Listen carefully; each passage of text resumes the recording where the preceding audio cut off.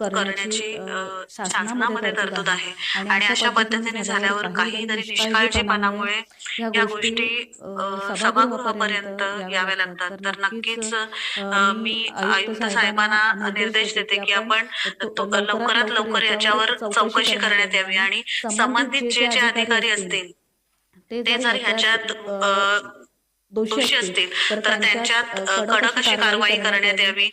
एखाद्याला ट्रान्सफर करणं किंवा काही हे ह्याच्यावरचा पर्याय नाहीये. आणि सन्माननीय सदस्य अपर्णा गवते मॅडम ह्यांच्या पत्राची दखल घेऊन लवकरात लवकर तिथंही आपण चौकशी करण्यात यावी आणि तिथं जर अशा पद्धतीने कार्यभार सुरू असेल तर तिथंही आपण तात्काळ